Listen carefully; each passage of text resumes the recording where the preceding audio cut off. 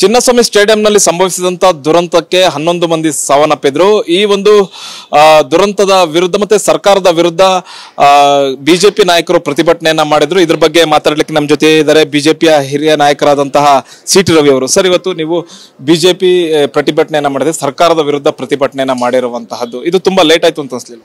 ಅಲ್ಲಲ್ಲ, ಆವಾಗ್ಲೂ ನಾವು ಪ್ರತಿಭಟನೆ ಮಾಡಿದ್ವಿ. ಯಾಕೆ ಪ್ರತಿಭಟನೆ?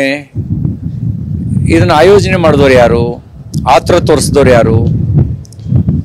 ಆಯೋಜನೆ ಮಾಡಿದವ್ರ ಜವಾಬ್ದಾರಿ ಇದೆಯೇ ಇಲ್ವೋ? ನಮ್ಮ ಪ್ರಶ್ನೆಗೆ ಇವತ್ತಿಗೂ ಉತ್ತರ ಕೊಟ್ಟಿಲ್ಲ. ಕರ್ನಾಟಕ ಸರ್ಕಾರ IPLಗೆ RCBಗೆ ಪ್ರಾಯೋಜಕತ್ವವನ್ನು ಹೊಂದಿದೆಯಾ? RCB ಅನ್ನೋದು ಕರ್ನಾಟಕದ ತಂಡನ? ಇವರಿಗೇನು ಕೆಲಸ? ಅದೇನು ಭಾರತವನ್ನು ಪ್ರತಿನಿಧಿಸುತ್ತ ಅಥವಾ ನಮ್ಮ ರಾಜ್ಯವನ್ನು ಪ್ರತಿನಿಧಿಸುತ್ತ? ಈ ಪ್ರಶ್ನೆಗೆ ಇವತ್ತಿಗೂ ಉತ್ತರ ಸಿಕ್ಕಿಲ್ಲ. ಅಭಿಮಾನ ಇದೆ ನನಗೂ. ಅಭಿಮಾನವನ್ನು ನಾನು ವ್ಯಕ್ತಿಗತ ನೆಲೆಯಲ್ಲಿ ತೋರಿಸೋದಕ್ಕೆ ಏನೂ ಅಡ್ಡಿ ಇಲ್ಲ. ಜನ ರಾತ್ರಿ ಇಡೀ ಕುಣಿದು ಕುಪ್ಪಳಿಸಿದ್ದಾರೆ.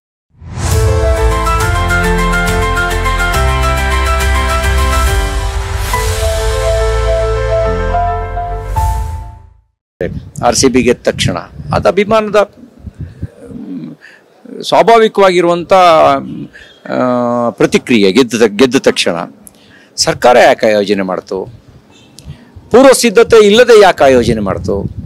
ಇದ್ರ ಜವಾಬ್ದಾರಿ ಅವ್ರದ್ದು. ಕೇವಲ ಮೆರವಣಿಗೆ ಇಲ್ಲ ಅನ್ನೋ ಒಂದು ಕಾರಣವನ್ನು ಇಟ್ಕೊಂಡು ಬಿಜೆಪಿ ಮತ್ತು JDS ನಾಯಕರು ಟ್ವೀಟ್ ಅನ್ನ ಮಾಡ್ತಾರೆ, ಸರ್ಕಾರಕ್ಕೆ ಇದನ್ನು ನಿಭಾಯಿಸಕ್ ಆಗ್ತಿಲ್ವ ಅಂತ.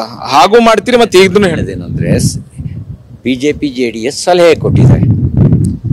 ನಿರ್ಣಯ ತಗೊಂಡಿದ್ಯಾರು? ಇದು ರಾಜೀನಾಮೆ ಕೊಡಿ ಅನ್ನೋದು ನಮ್ಮ ಸಲಹೆನೆ. ನಮ್ಮ ಮಾತನ್ನೇ ಕೇಳೋದಾದ್ರೆ ರಾಜೀನಾಮೆ ಕೊಡಿ. ನೈತಿಕ ಹೊಣೆ ಸರ್ಕಾರದಿಲ್ವಾ? ಯಾವ್ಯಾವ ಕಾರಣಕ್ಕೆ ನೈತಿಕ ಹೊಣೆ ಹೊರಬೇಕು ಅಂತ ನಾವು ಬಹಳ ಸರಿ ಸ್ಪಷ್ಟಪಡಿಸಿದ್ದೀವಿ. ಜನ ನುಗ್ಗಲ್ಲಿ ಸಾಯ್ತಾ ಇದ್ದಾರೆ ಅಂತ ಗೊತ್ತಿದ್ದಾಗಲೂ ಕೂಡ ಒಬ್ರು ಹೋಗಿ ಕಪ್ಪನ್ನು ಮುತ್ತಿಡ್ತಾರೆ, ಇನ್ನೊಬ್ಬರು ದೋಸೆ ತಿನ್ನಕ್ಕೆ ಹೋಗ್ತಾರೆ. ನಿಮ್ಗೆ ಸಂವೇದನೆ ಎಲ್ಲಿದೆ? ಅಂದ್ರೆ ನಿಮ್ಗೇನು ಸಂವಿಧಾನ ಇಲ್ವಾ? ಸಂವೇದನೆ ಮಾನವೀಯತೆ ಸತ್ತೋಗಿದೆಯಾ?